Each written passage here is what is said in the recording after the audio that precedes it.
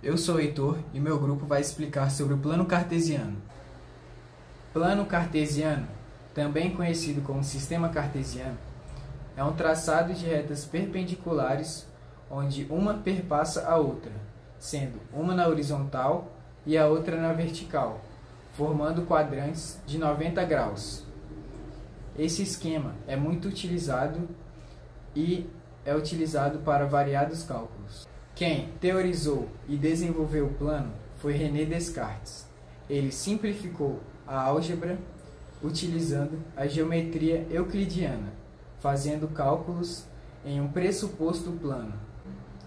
Para entender do que se trata o sistema de orientação e cálculos de René Descartes, é importante aprender sobre retas e a infinidade dos números. Entende-se que uma reta, além de ser o caminho mais curto de um ponto ao outro, ela não possui início e nem fim.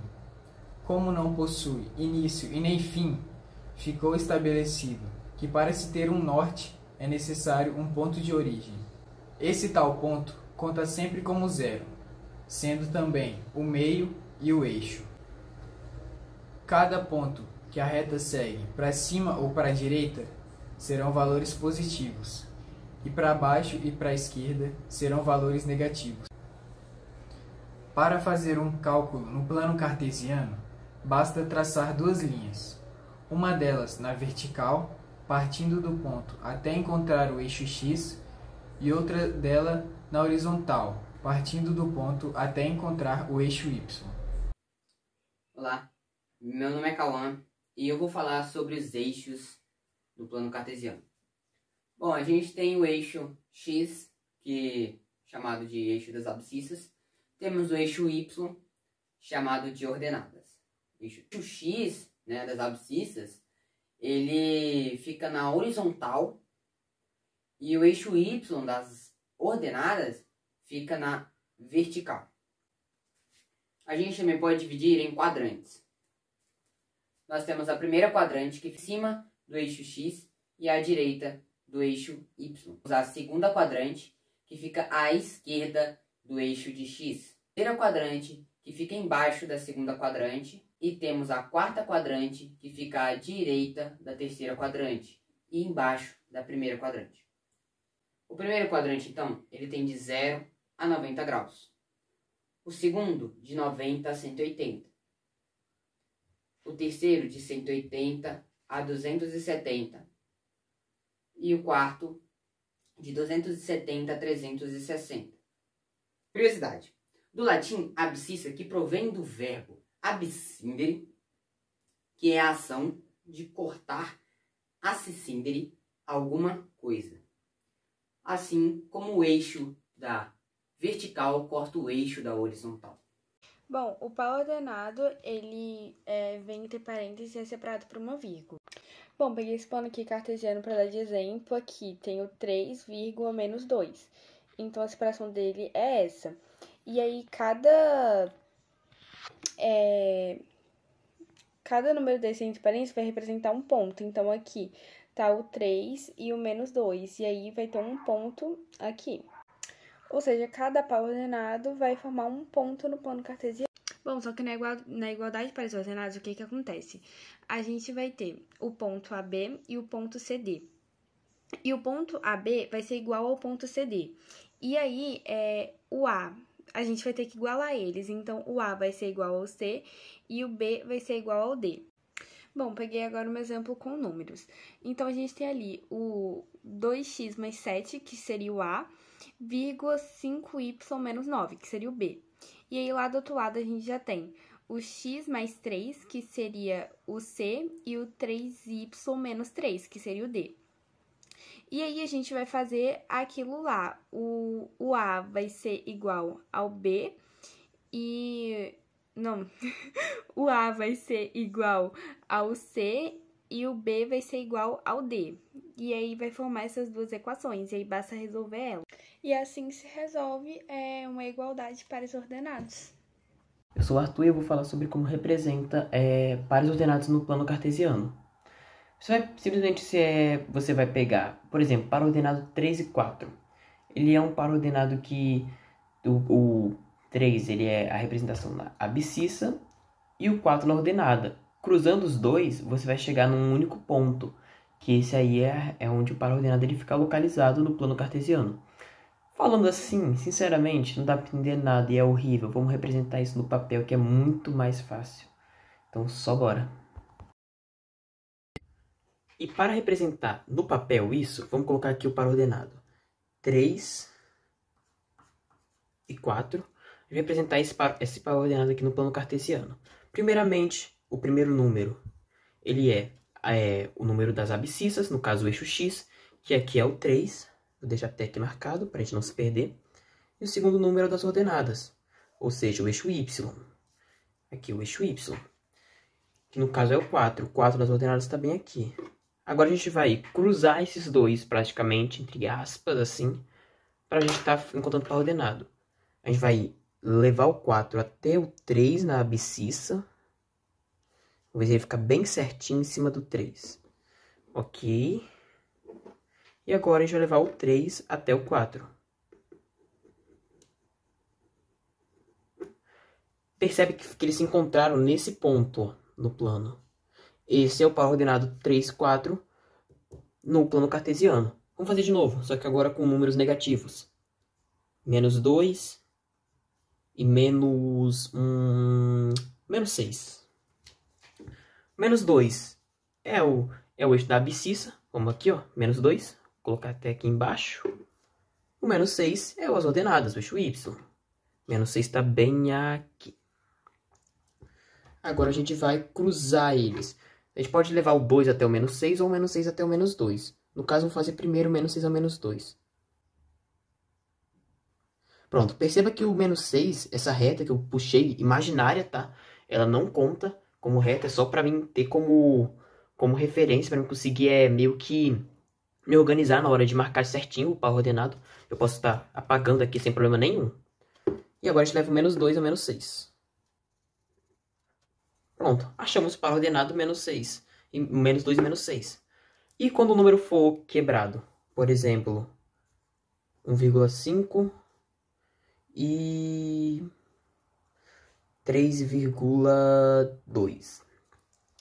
Simples, é a mesma coisa. 1,5 ele é o eixo da abscissa. 1,5 vai estar mais ou menos entre 1 e 2, na metade do caminho. Então ele estaria menos aqui. E o 3,2 ele estaria depois do 3, bem próximo do 3. Só que no caso eu marquei errado, né? Porque seria no eixo da ordenada. Vamos marcar aqui em cima, mais ou menos aqui. E agora a gente vai só traçar esses dois. Eu vou levar esse daqui até aqui. E esse daqui até aqui. Fazer uma linha pontilhada para ficar mais fácil de entender. Encontramos o par ordenado menos 1,5 e 3,2. E se for um número irracional, tipo π, par ordenado π e raiz de 3. Simples, é a mesma coisa. Π é 3,14. Aproximadamente, tá? E a raiz de 3 é aproximadamente 1,7. Então agora a gente vai pegar o π na abscissa, que seria mais ou menos aqui. E 1,7 na ordenada, que seria mais ou menos aqui. Vou fazer aqui, cruzar esses dois.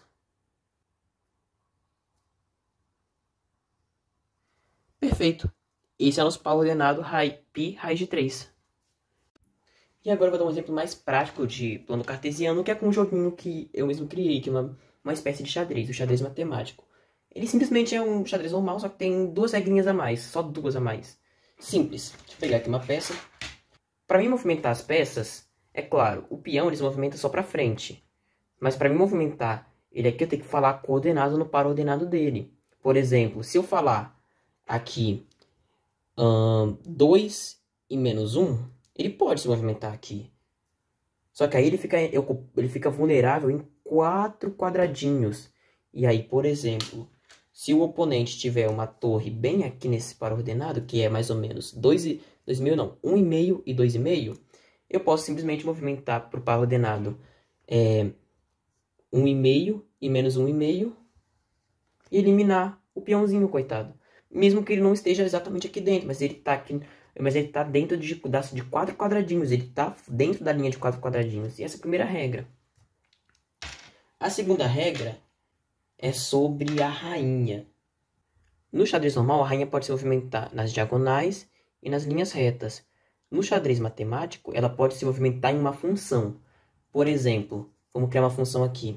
Vou criar aqui do lado, vai ficar meio difícil de escrever, calma. Por exemplo, f de x é 2x mais 2. A rainha que está no par ordenado agora é menos 0,5 e menos 1,5, porque ela está bem no centro do quadrado, né? Então aqui seria mais ou menos o centro do quadradinho que ela está, essa coisa par ordenado. Ela vai se mover nessa função e eliminar todas as peças que estão nela. Por exemplo, se fosse parar aleatoriamente algumas peças pelo tabuleiro, simples, coloquei algumas peças aleatórias e agora vamos descobrir uma função que consegue, vamos ver se essa função que eu fiz aqui no caso vai conseguir levar alguma delas. É claro, se você for um jogador bom, você vai conseguir calcular de cabeça a função rápido para já pegar o máximo de peças possível. Lembrando, pode ser qualquer tipo de função, não precisa ser necessariamente uma função afim, tá? Vamos agora então fazer o seguinte. Eu sei que essa função ela vai cruzar o ponto B em 2, porque o coeficiente B significa o eixo que vai cortar na ordenada. Ela vai passar bem aqui. Ela é uma função crescente, dá para perceber aqui. Então, agora vamos fazer o seguinte. O zero da função, ele pode ser dado pela relação menos b sobre a, que vai ser igual a 2, menos 2 sobre 2, que é igual a menos 1. Ou seja, essa função ela vai vir aqui no menos 1, cruzar o menos 2 para cima, porque é uma função crescente, porque o a é positivo. Então, vamos só pegar aqui alguma coisa para conseguir medir, né, a reta dessa função. A rainha, então, ela vai vir nessa, vai pegar todas as peças aqui, ó, nessa reta daqui. E pro meu azar não pegou nenhuma, né? Vamos começar aqui no zero da função. Quando você executa uma função na rainha, ela começa do zero da função. Não pegou nenhuma peça. Se ela não pegar nenhuma peça, ela retorna pro zero da função. E ela pode ficar vulnerável. Então é uma estratégia que você tem que ter para conseguir jogar esse jogo, né? E agora eu vou fazer uma briga de rainhas aqui. Vou usar um rei também. O rei ele se move em todas as direções, só um quadradinho. E vamos agora aqui fazer esse teste. Coloquei nas duas extremidades do plano um rei e uma rainha das peças brancas. E na outra extremidade eu coloquei o rei e uma rainha preta. Os brancos começam no xadrez. Então eu tenho que pensar numa estratégia para conseguir chegar exatamente nesse ponto aqui. Eu penso numa função que ela seja... Ela teria que fazer a reta até aqui, né? Para pegar os dois. Então vamos lá pensar nessa função aqui. Eu acho que f de x igual a x mais 1 é uma função que vai conseguir estar pegando esses dois aqui. Eu não tenho certeza. E agora vamos executar essa função. Primeiramente, ela é crescente. O coeficiente a é 1, então é positivo. Vai cortar o b em 1. O b, ou seja, a ordenada, ela vai cruzar o eixo das ordenadas em 1. E o zero dessa função, né? Vamos usar a relação menos b sobre a. Se usando essa relação vai dar menos 1 sobre 1, que vai ser igual a menos 1. Vou colocar aqui. Então, Então, calma aí que essa daqui vai ser complicada. 0 vai ser menos 1 e o b é 1. Menos 1 é aqui. Nossa, eu errei feio. Era para ser uma função decrescente. A função vai fazer a reta dela, vai ser mais ou menos assim, ó, lá para cima. Vamos para cá. Vou colocar essa rainha aqui. Já que ele é o rei, tá? Eu errei. Então vamos agora usar a rainha das pretas. Para mim executar uma função para mim conseguir tomar o rei, eu teria que ser uma função que cruzasse o eixo, cruzasse o 1, eu acho. Se cruzar o 1, passar pelo 1 aqui, ela vai chegar bem ali. Então vamos pensar numa função que funcione assim. Pronto, agora eu acredito que essa função ela consiga estar derrubando o rei inimigo. Vamos lá, rapidinho. Menos x mais 1. É uma função decrescente. Ela vai cruzar o y em 1. E o zero dessa função vai ser 1. Por quê? O oposto de menos 1 sobre 1 é igual a 1, que é a forma da gente encontrar o zero. Ou a gente pode igualar. Vamos fazer igualando aqui, porque essa aqui eu acho que vai ser a função da vitória.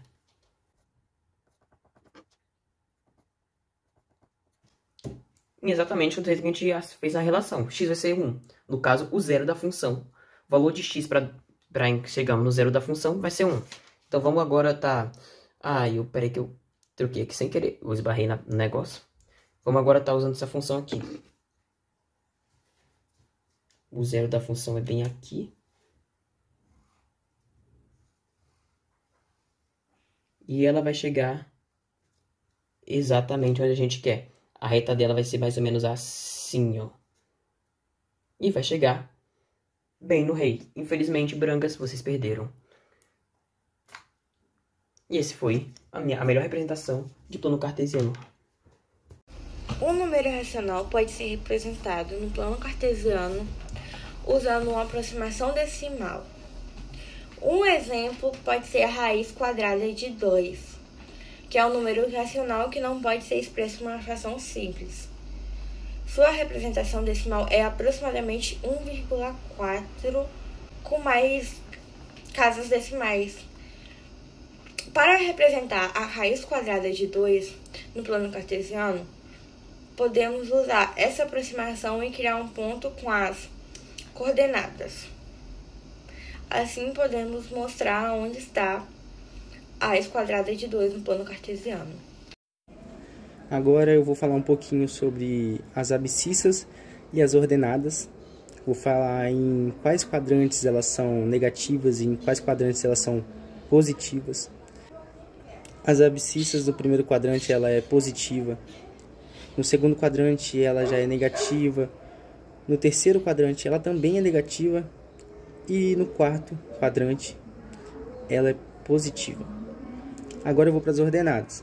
Que no primeiro quadrante ela é positiva. Também no segundo quadrante ela também é positiva. No terceiro ela é negativa. E no quarto, fechando, ela também é negativa. Como esse exemplo que a gente vai botar na tela agora, que mostra certinho em qual é positiva e negativa. Lembrando que o primeiro sinal é das abscissas e o segundo sinal é das ordenadas. Você pode ver aí que no canto superior direito é o primeiro quadrante. Lembrando também que os quadrantes são em ordem anti-horário, entendeu? Sentido anti-horário, entendeu?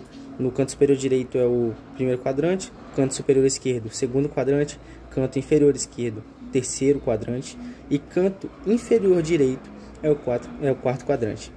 E é isso, gente. Muito obrigado. Esse foi nosso trabalho, tá? Espero que todos tenham gostado. Uma boa tarde, manhã, noite, independente da hora que você esteja vendo isso. Muito obrigado, gente.